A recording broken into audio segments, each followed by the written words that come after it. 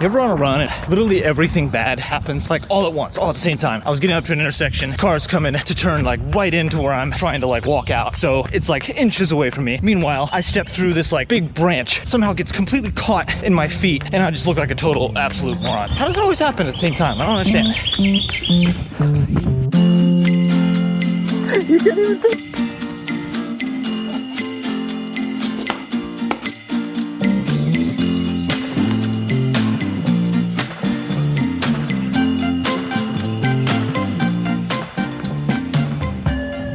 So just did 7 by 3-minute run, 1-minute walk. A whopping 21 minutes of running. Woo! On Friday, we went and hiked, did a little hike up Sassafras Mountain, which is the tallest point in South Carolina. And I went for a run that afternoon, run walk. Man, my calves were twingy. So I decided to take the weekend off, get back into it today. Still, both Achilles tendons are a little twingy. I know a lot of this has to do with wearing Vibrams. I get it. I'm not trying to hide it from you.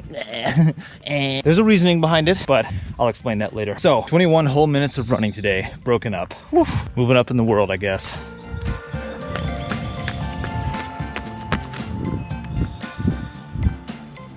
Now, when I say I'm starting from scratch, I really mean that from like every angle. Like obviously I haven't been running, I haven't been doing cardio, so that is starting from scratch, from the base level, but I really mean it in every way. I wanted to make sure I do it right. I want to make sure I don't just go start running and then a month from now I'm injured or whatever. So I really want to start from scratch, because one big thing I've struggled with a lot during my running career and still have been struggling with to this day is calf problems, lower leg issues, Achilles. So I'm going to follow a guy named James Dunne. I'm going to follow his routine, his calf routine. It's pretty extensive. And like I said, it really feels like you're starting from scratch. We'll see how it feels.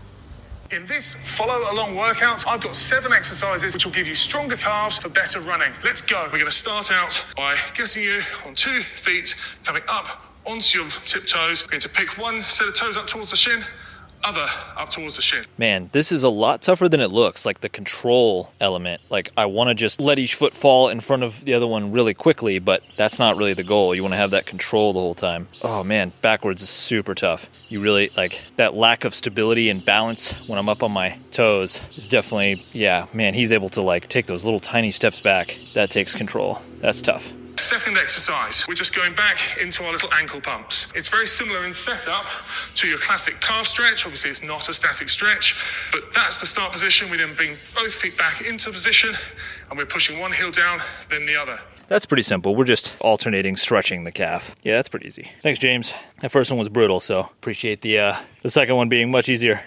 But we're going to work through some very simple double leg calf raises. Now, first set we're doing of these, the first version. Feet are going to be parallel, facing forwards. Balls of the feet are on the box, working 2 feet at once. Come up as high as we can and down. Simple as that. 1, 2, that's not so bad. Add some balance element to it too. Yeah, these definitely aren't tough from like I'm not sitting there feeling my calves like I'm doing like a weighted thing. Single leg seems to get me a lot more with, oh shit, damn it. I had to fall, huh? The second version of this, because gastroc, the muscle here, has 2 heads, medial head, lateral head, we can change foot position to actually target those 2 heads. So instead of feet being parallel, facing forwards, we can actually turn the feet out at roughly 45 degrees. From here, we go as high as we can. This is going to hit medial head of gastroc a little bit more. All right, interesting. I've never done that. I've never done calf raises with like feet pointed out. Oh shit. That's tough to balance. God, I clearly need so much work here, man. Oh, get out, get away. Actually finding it easier to stay balanced. Almost like forces it more work in on the big toe, he says, as he loses balance. Okay, let's now do the next, which is, you've guessed it, turning the feet in. This looks a little bit special, but it is going to hit that other little area of those calf muscles. And feet in. Man, this is actually really tough to get even like situated. Oh, I think that's, whoa. I think that's about as much as I'm comfortable doing. I feel like this like tightness in the hips when I try to just get in that. Oh, wow, that could explain a lot. This is ugly, but I try to always tell people, athletes I work with, whenever you have like an obvious weakness, that's a good sign, because it means you're gonna improve a lot. So from here, what we're going to do, hand on wall, little knee bend, other foot up. From there, we're gonna go through 10. 1, 2. No way, is that even? All right. The camera says it is, so I guess so. All right. Shit, it's this one up? Yeah, right. 1, 2. Whew. Not bad. 3. Usually, I've always found soleus exercises to be a little easier for me, even though I've torn that as well.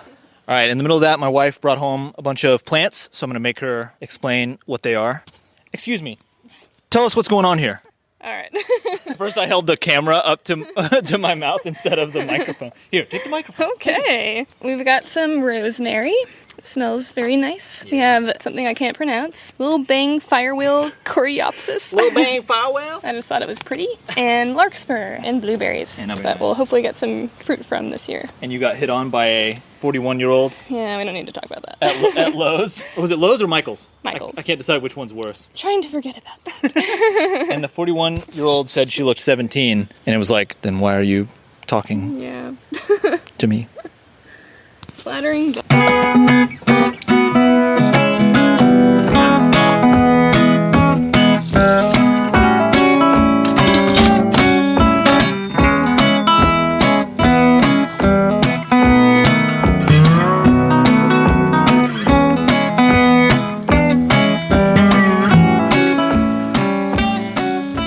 So I'm trying to meal prep stuff ahead of time, especially lunch, because lunch is definitely one that I find that if I don't have stuff ready, I get real hangry and not good choices. So going with this rice, got this cilantro lime rice. This stuff is insane. Really the only unhealthy aspect of it, it's got like a little bit of excess sodium. I don't really care that much about sodium, especially in the summer. Got some grass-fed ground beef from a local ranch here in South Carolina, and trying to do like 2 servings of vegetables with each meal. We got broccoli, and then can't really see it down there, but there's some carrots as well. There they are, carrots. So one interesting thing I found out about carrots is that the carrots have carotenoids. So this is going to be really obvious to a lot of people, but those carotenoids are more bioavailable bioaccessible, I guess is the word they use, if they're cooked, for one, okay? So there's more of them if they're raw, but they're more bioaccessible if they're cooked. And then the second thing is they're fat soluble. Ding, ding, ding. Smart Michael moment. Fat soluble nutrients are better digested with a little bit of fat. So adding a little bit of olive oil to the carrots makes them easier to eat and taste better and healthier. Oh, and also got making some lunches for Sinead too. Got some salmon. Whoa, she'll have some rice and veggies too.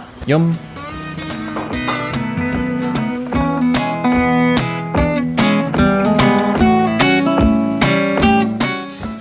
So he's not really crawling yet. He's just kind of sliding. Slide.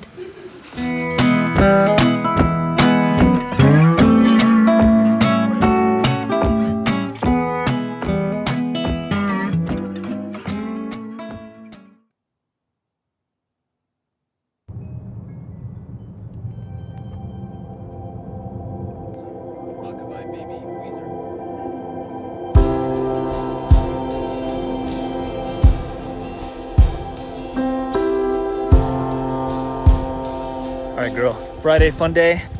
Alarm was set for 4:30. Little man woke us up at 3:30. I don't know if it gets a lot worse than that, honestly.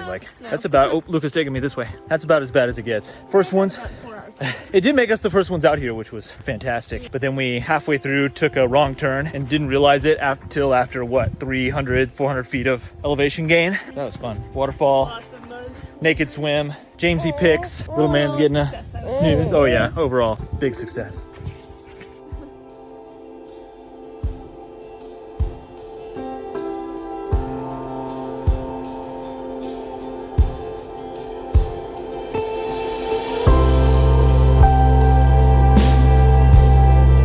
All right, do your stupid never-ending story thing.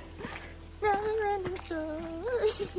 You can't even finish it. Michael has never seen Never-ending Story. Proud of it. You are deprived.